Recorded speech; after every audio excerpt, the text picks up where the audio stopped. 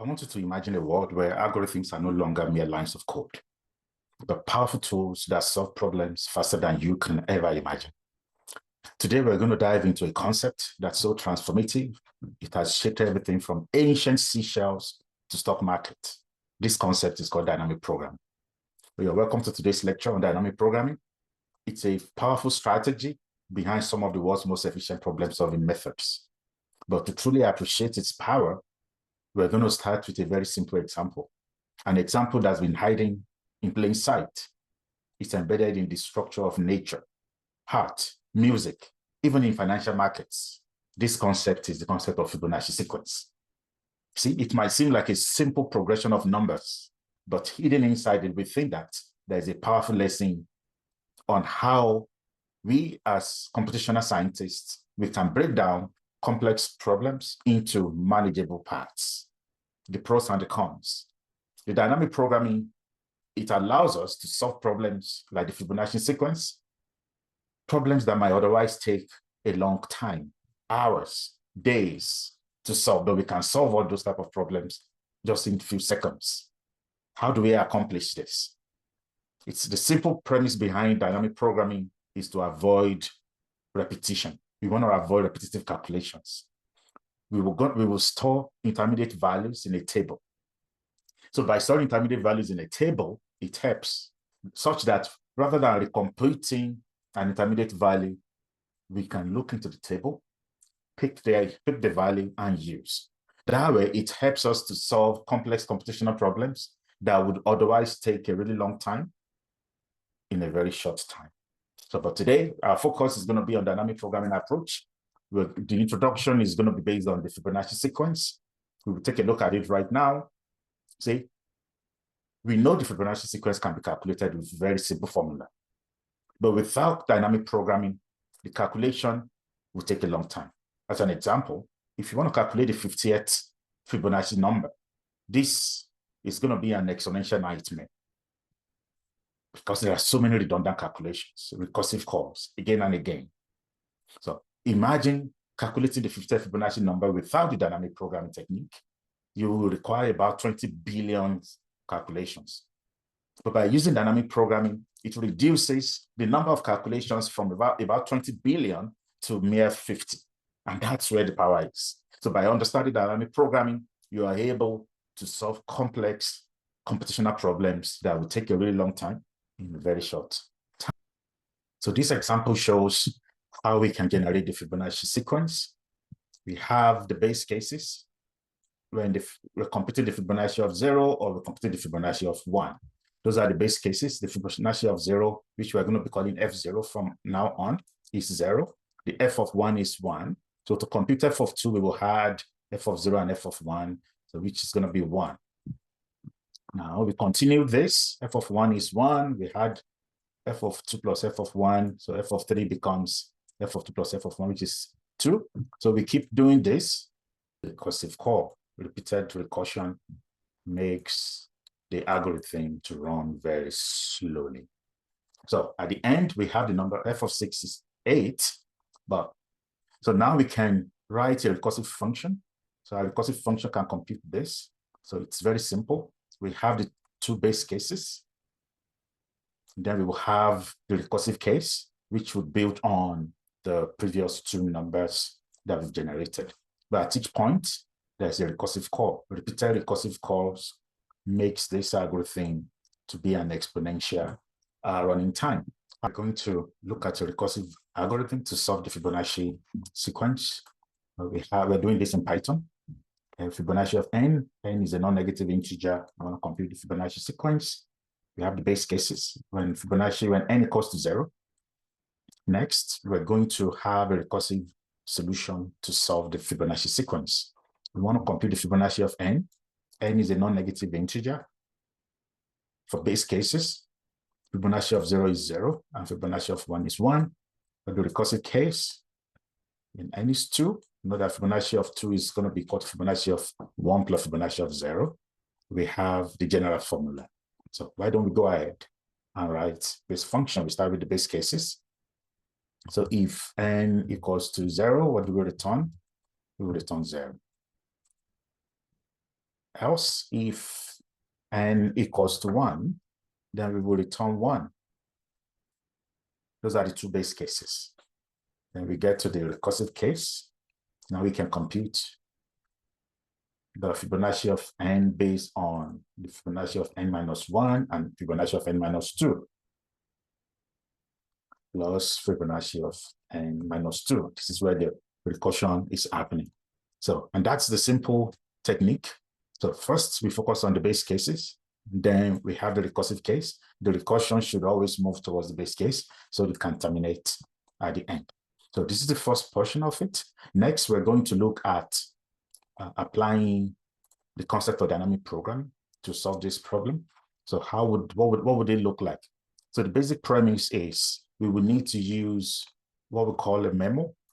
So we're going to have a lookup table. So we're going to have a lookup table, and that lookup table, we use it to store intermediate values. We can call our lookup table, say, fib memo. You can use the Python dictionary for this. So the basic idea here is we have our lookup table.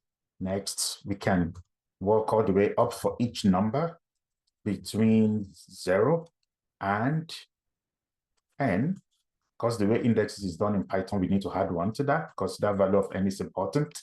So what do we need to do? We want to, if the number equals to 0, okay, that's the base case. What do we want to do? We want to put it in a dictionary, number 0.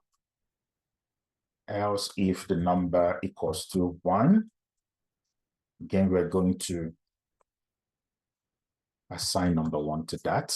So once we're done this, now we can look at if when the number is greater than 1, from 2 and up.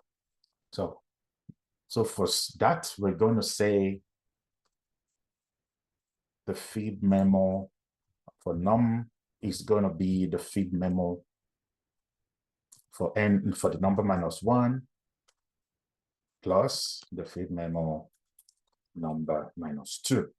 So we're going to return the nth value in our dictionary.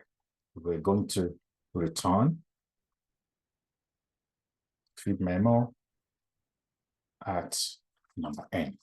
The time and space complexity of these two algorithms. Let's start with the Fibonacci using recursion. So the time complexity. Remember, at each point, there are 2 branches. So we have the O for each value of n. So we have O2 to the power of n, which is exponential. Exponential running time is bad running time. So we need to optimize. So the space complexity, how much space did we use here? Well, we have our recursion stack. We needed to build up the recursion stack for at the end. So for this one, we would have On for recursion stack. So what kind of improvement have we been able to get? On this particular one, the time complexity, if you notice, we're basically starting from 0 all the way to n. So our time complexity is On. We changed from exponential, we've been able to optimize to linear time complexity, which is really good. And the space, how much space did we use? Well, we needed to build up the dictionary and values in there and pairs of values, so which would also be linear, On. So this is the improvement that we can obtain using dynamic programming. Next, we'll pick another example, computing the longest common subsequence between 2 strings. So we're going to continue our series on optimizing solutions for complex problems. And today we pick specifically dynamic programming. Our learning objectives is to understand the concept of dynamic programming in general, recognizing the applications and limitations of the dynamic programming in real-world scenarios. The basic premise behind dynamic programming is to break down complex problems into smaller subproblems, solving each only once and storing solutions for future use. By simplifying complex problems with structured solutions, we're able to provide some form of optimality to the solution. Efficient for problems with overlapping subproblems. When you have a problem that has subproblems that overlap, dynamic programming is a good optimization technique for such type of problems. There are many application areas in bioinformatics, DNA sequence comparison, which we're going to see an example of that even today, file difference comparison, pattern matching in text analysis, version control systems, GPS navigation, network optimization in general, supply chain management, and social network analysis. These are areas that dynamic programming really shines. We've seen an example of the Fibonacci sequence.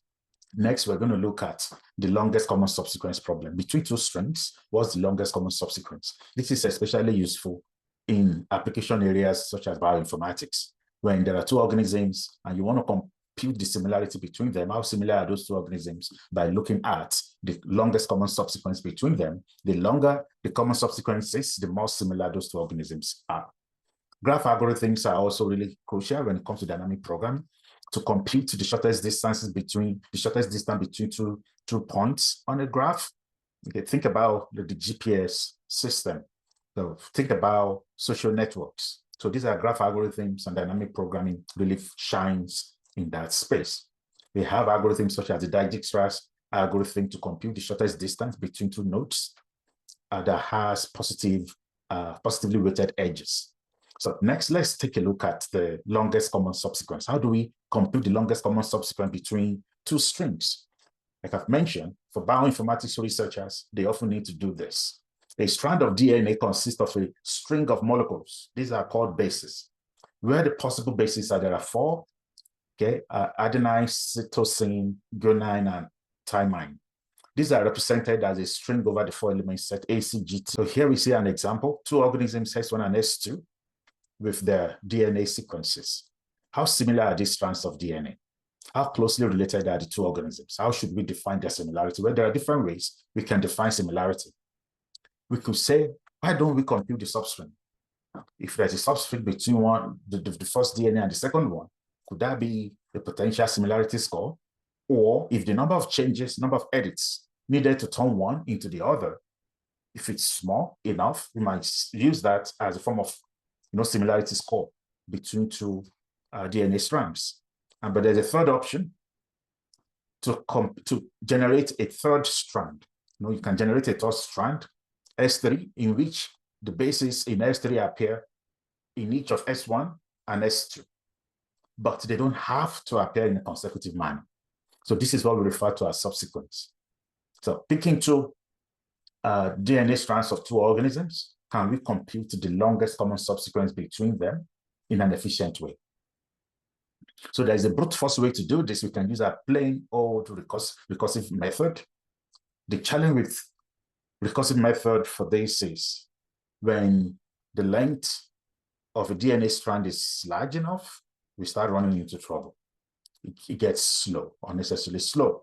We know how to solve this using recursion, but we will need to optimize that solution. What do we do next? We want to use recursion to solve the longest common subsequence problem. This is the algorithm. We start with the base case. Now, since we're comparing two strings, for the base case, when at least one of the strings is empty, we should return an empty string because it means we've reached the end of the computation.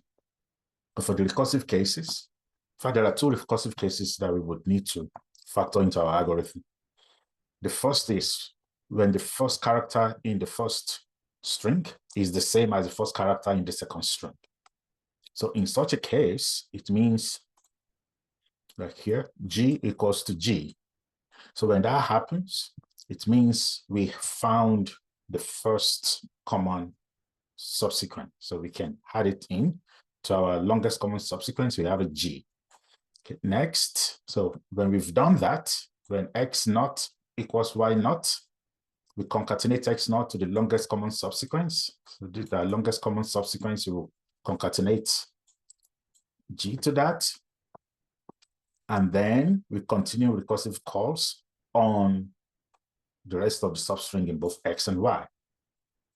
So meaning we compare T with C, but they're not the same. It takes us to the second recursive case. In that case, you would have two options. Okay, the first option is we start X from the next one, because remember, we're already done with this, we're already done with that.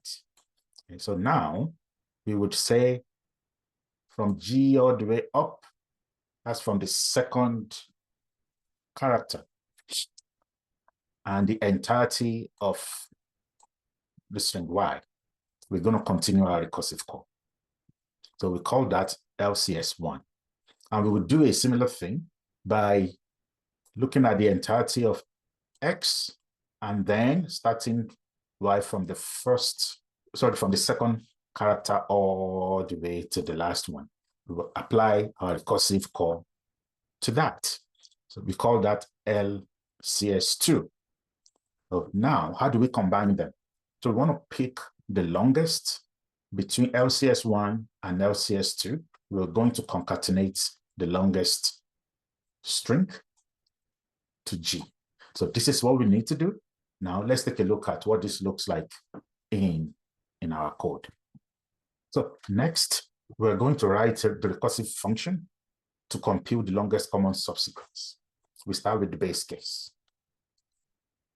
So what's our base case? Our base case is if either m equals to 0 or n equals to 0. Then we will return an empty string. The second, so for the recursive cases, remember we have two recursive cases. Recursive cases. Recursive cases. The first one, recursive case is the first one, is when the first character in text 1 equals to the first character in text 2. So in such a case, what should we do? We want to return the first character. We want to concatenate it together with the longest common subsequence recursive function. Okay, we will say text 1 starting from index position 1 to end, and then text 2 starting from index position 1 all the way to the end. Then we will remove 1 from m minus 1, and we will remove 1 from n minus 1. So this is a function. We need to balance the parentheses. So the second recursive case is, what if the first character in text 1 is different from the first character in text 2? So what should we do? In such a case, we want to compute the LCS1. We also want to compute LCS2. We want to combine both of them. So how do we combine them? When the length of LCS1 is greater than the length of LCS2, so we're going to return LCS1 if the length of LCS1 is greater than the length of LCS2. If not, we're going to return LCS2. So now that we have this, let's write the expression for LCS1. So in this case, LCS1, so we're basically going to say LCS recursion, we're starting from, for our text 1, starting at index position 1, we keep text 2 intact, then we remove 1 from m, we leave n as it is. Then for the LCS2, we call our LCS recursion function. We keep text 1 as it is. For text 2, we start from index position 1 all the way to the end. N will remain as it is. We'll deduct 1 from n. Then when we combine this, it provides us the function. So basically, we have our LCS recursion function. What's the complexity of this algorithm? So for the time complexity of this algorithm, we notice that at each point in time, we have, there's a recursive call that is happening each time over here, especially if the entirety of text 1 and text 2, if they have nothing in common. So there are two recursive calls at each of the recursive calls. So that way, we do know that our time complexity is going to be 2 to the power of what? Okay, we have both m and n because the length of text 1 is m, the length of text 2 is n, and we're performing recursion on both. If they have the same length and they have nothing in common, then we would have those two recursive call m plus n. So, which is exponential. Again, we have another exponential running time algorithm. It's not good at all. We don't want that. How about the space complexity? How much storage do we need in this particular case? So basically, we're storing. So if the length of m is greater than the length of n, that would occupy our recursive stack. But if the length of n is greater than the length of m, then we would have n items in our recursive stack. So so we want to pick whichever one is the maximum between the two. So that would be our space complexity for what? For the recursion stack. So for the optimal solution using dynamic programming method, we will need to first and foremost describe what the technique would look like. So basically, we're going to be creating a table. So this table, we're going to store intermediate values in that table. So as an example, we have two strings. One is BDCABA. The second one is ABCBDAB. So we're going to create a two-dimensional array and store 0 in this two-dimensional array. So the length of the array is going to be based on the length of one of the strings, and then the number of rows. So the number of rows in this two-dimensional array will be the length of one of the strings, and the number of columns in the array will be the length of the second string. However, when we create this array, we want to add an extra row. We also want to add an extra column. You will see why we're doing that just in a moment.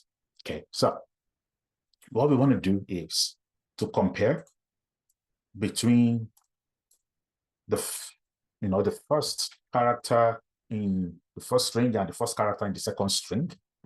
If they're the same, okay, remember, it's either they're the same or they're not the same. Okay, if they're not the same, what should we do? Well, if they're not the same, you want to pick the maximum longest substring that we've seen up to that point. A is different from D. Okay, we keep the maximum of those two. We compare A and C, they are different. Pick the maximum of here and here. That is 0. Now we compare A and A. Now, when they are the same, what do? Now we found a situation when the characters are the same. So what do? We pick the value at the intersection between the previous row and the previous column. In this case, it's 0. You add 1 to that and you store it. Okay, so that's that. And then we compare A and B. With A and B, remember they're different. We pick the maximum between 1 and 0, which is going to be 1. Then A and A, they're the same. Because they're the same, what do? We go to the row before and the column before. The value is 0. We add 1 to that. We put 1 right here. Then we move to the next row. The next row, B and B, they're the same. What do? We pick the value at the previous row, previous column, which basically, if this index is, if it's row I, column J, then we will pick the value at I minus 1 and J minus 1. So 0 plus 1 equals to 1. Then we go to the next one. D is different from B. Pick the maximum between those two, which is going to be I minus 1 comma J and I comma J minus 1. So the maximum is 1. We put it right there. Then we check. Then the max between 1 and 0 is 1. So we just continue that. So we add 1 to that. That's 1. Here is 2. Over here is 2. It's 3. It's 4. We add 1 to 3 is 4. And over here they are different. You pick the max of those two is 4.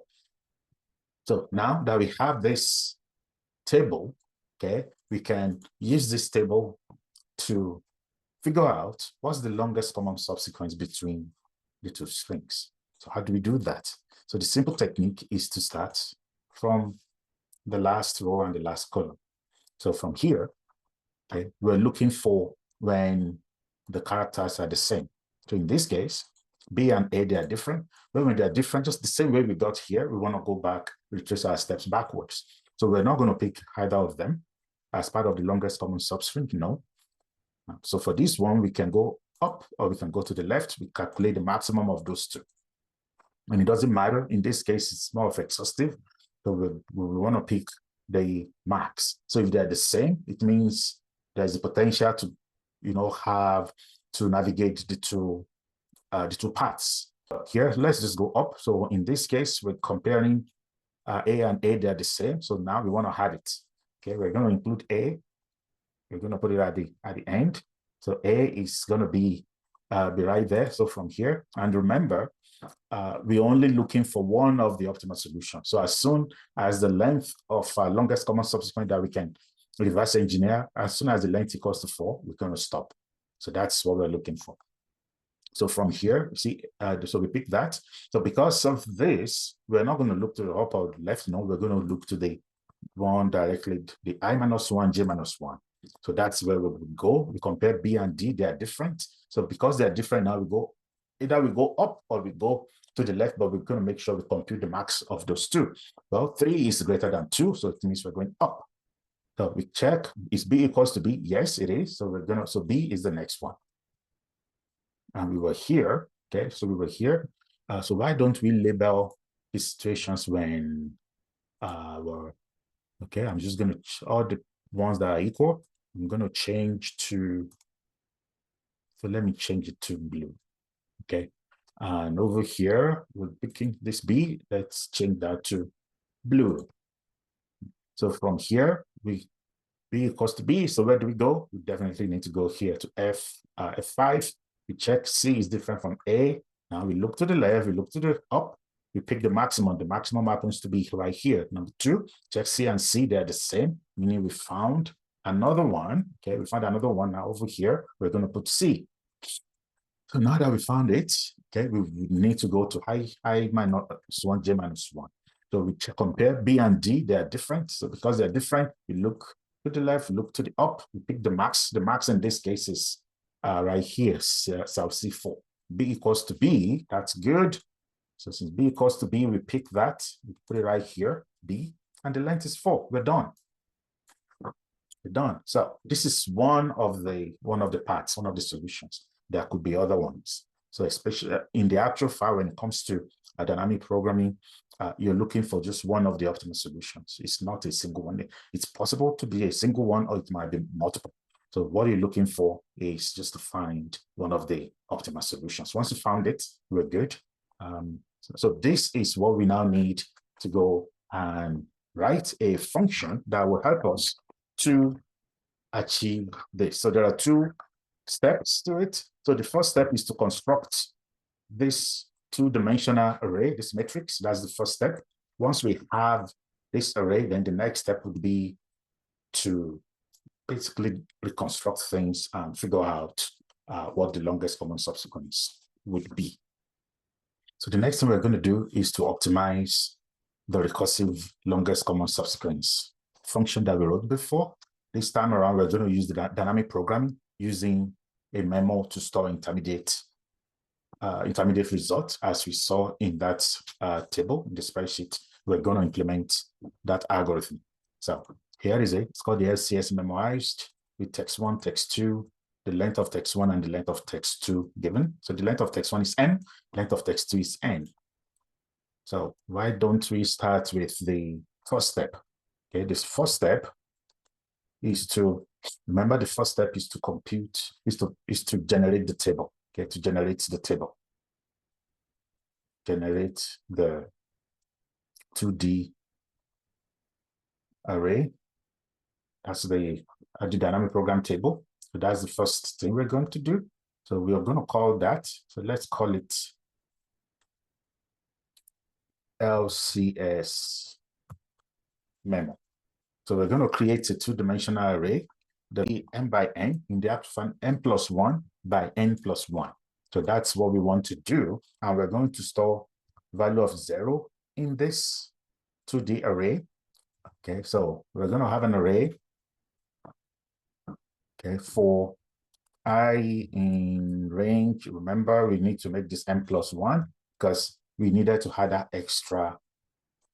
Okay, we needed to add the extra column and then to add the extra row.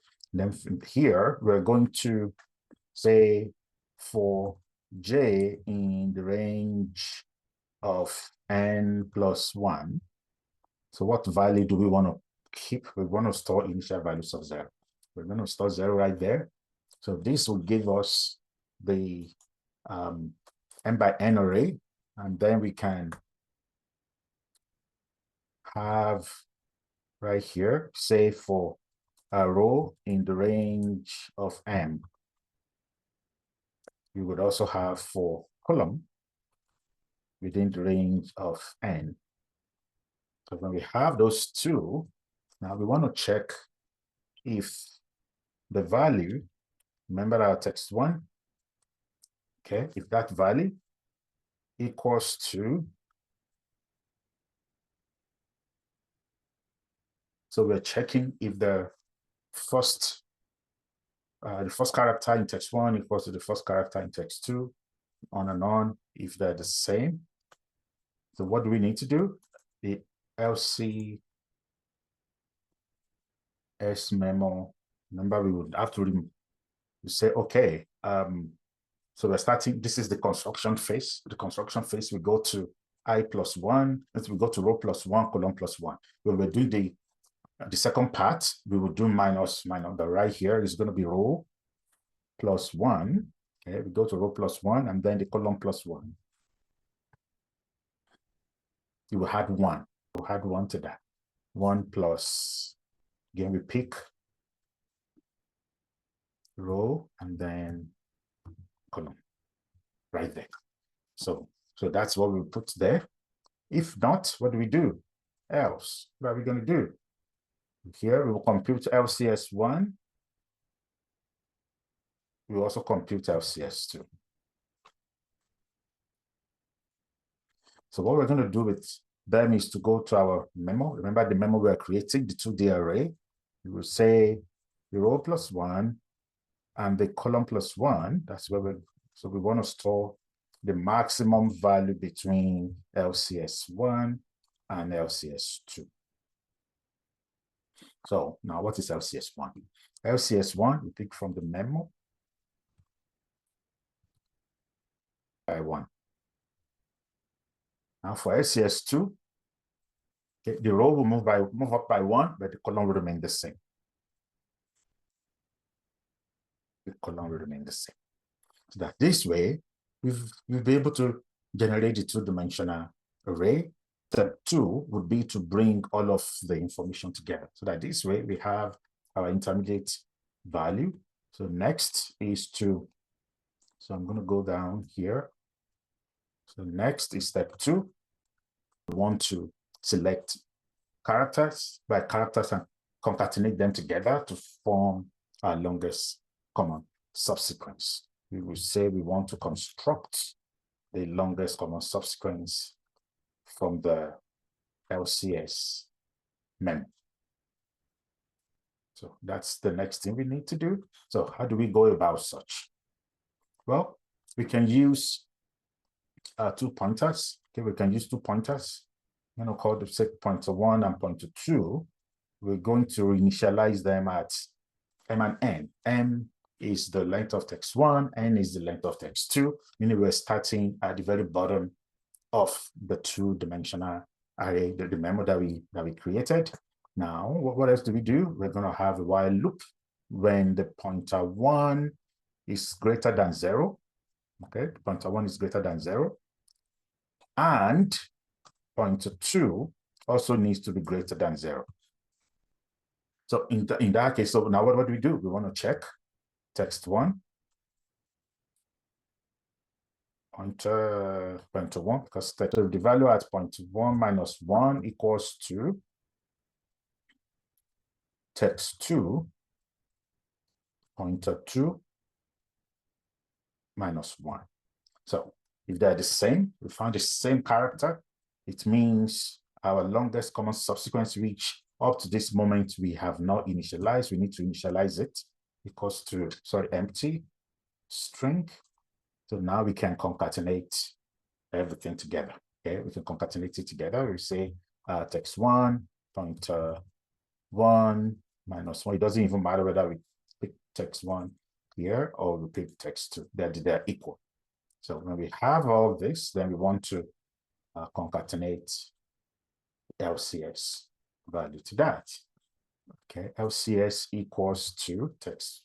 Yeah, so we join those two together. Good. That's pointer 1 minus 1, pointer 2 minus 1. So we move that up, and we're done on that particular one. Else, if. Now, remember, this is normally where we would go and have another recursive call, but we're not going to do that. We're just going to look into our memo. So we want to choose a path between them. So we want to check else if LCS memo pointer 1 less 1, okay, and then pointer 2 if it's greater than LCS memo. In fact, we can say greater than, or you can make it greater than or equal to LCS memo pointer 1. So meaning we're still at the same row, but you want to move one up with the column pointer 2 minus 1. So what have we done here? So LCS memo pointer 1 minus 1, it means we're still on the same column, but the row before. Okay. It means we want to reduce the row by 1. Pointer 1, we remove 1 from that. Else, pointer 2 minus 1. Once we're done all this, we can return the longest common subsequence LCS. And so this brings us to the end of it. So we've been able to generate our intermediate result, and from the intermediate result, we avoided recomputation. We avoided. So this helps us a fair bit. So now let's put all this together. Let's put everything together. Before we do that, why don't we do the time and the space complexity? So the time complexity here, what is the time complexity? So we needed time to scan through the M and the N. Okay. So over here, row M and the N. So what it means is time complexity is going to be the multiplication of M and N. How about the space complexity? How much space do we need? Well, we're creating this memo, which is an M by N 2D array. It means M rows, N columns, OMN as well. So this is compared to the exponential running time with recursive method. This is an optimal solution. This is way better. Now we can run our code now. Hopefully there's no error there, so we can run the code. So I have here some sample DNA sequencing task. So this is the first organism, Escherichia coli K12. The genome size is 4.6 million base pairs, and it can be downloaded here. So I did the download. I downloaded this from the NCBI nih.gov genomes. I also downloaded another organism, the Saccharomyces cerevisiae. So you can tell I'm not a biologist, I'm a computer scientist. So the size is much bigger, 12 million base pairs, and you can download it right there. So I've downloaded those two, and I've loaded them. Okay, so I loaded them into the memory. Okay, into the memory. So those two are already loaded. So for the Saccharomyces, it's called dfSac, and I loaded it in the Sac sequence. So the entire DNA strand is loaded in the Sac sequence right here. This is where that is being done, and I converted everything to the uppercase. Now for the E. coli one, again, it's also in the E. coli sequence. It's also converted, it's uppercase. So what can we do? Let's take a look at what it looks like. So for the sequence, this one here, we're just going to look at the first 500, 500 characters there. So we can, so this is it. So this is what the first 500 characters look like. And for the equali, let's also take a look at that. This is what it looks like. It is a lot. Now, longest common subsequent recursion version, it's been implemented. The memoized version is also implemented. So why don't we just go ahead and test this? So I'm going to start by testing the memoized one. So what this code, what it's doing is to say, pick the minimum from 5,000 and the length of both of those DNA strands, okay, and make that the sample size. You start at 0, work your way up to 4,999. So select the sequence for the first DNA strand, the second DNA strand. We're picking just a sample, a subset. So from that, we compute M, the length of the first strand, and N is the length of the second strand. Then we apply the FCS memoized to compute the LCS. This should be LCS, not LCS. Yeah, LCS using the memo method. Okay, the LCS using the memo method. The memo method. Okay. So we do this, then we can run this function. Okay, it's good. So we can then call the function LCS memoized. So it will. So we're going to run this when we're done. Let's see where it will start getting slow. Then we can stop it. Then we're going to look at the recursion version to see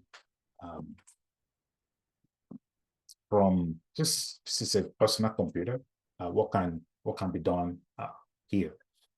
Okay, notice how as the sample size increases, the length of the common subsequence is also increasing accordingly. Okay, so let's keep going. So I'm looking for wherever it starts getting slow. When it starts getting slow, I can stop it. And then we can look at the second one, which is the using recursion in this particular case. Okay, 394, 395, it keeps going. 400, 4. Oh, that's interesting. Keeps going, keeps going, keeps going. So I'm guessing maybe when we get to around 450, we can stop. Okay, keeps going, keeps responding. So what I'm going to do is to stop this particular one.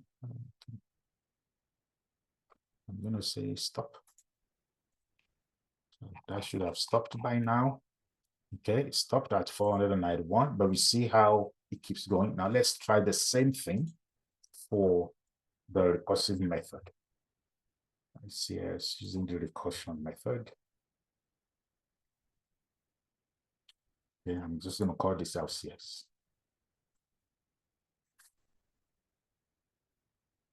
It's good. Now let's run this code. So we noticed the other one, we had to stop it at about 491 or so. Let's see how SCS recursion test. Function has an error. So let's see what's wrong with it. Okay, we can type error, missing 3 required precision arguments. Okay, we see right here, that's the source of the problem. Right here. So that angle bracket should not be there. And this angle bracket should not be there. Let's go fix it. Line 14, now LCS recursion. So let's go to LCS recursion and fix that particular one right here. Remove it. Good. Let's regenerate. Let's rerun this code. Okay, the code. Now we go back to. Good. So now let's run our test again. Oh, okay. Now it's good. So notice how it also started at 0, sample size 0, then 1, 2, 3, keeps going. But notice when it got to sample size 16, it's struggling to complete that. So now we're at 17. Again, it's struggling to complete that. Compared to using the dynamic programming technique, we had to stop it I believe we stopped it at 400 and 490, 491. We had to manually stop it. If not, it will continue.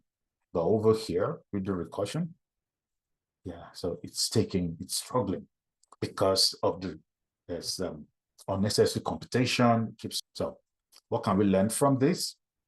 When it comes to our technique, dynamic programming offers powerful optimization solutions to complex reward systems.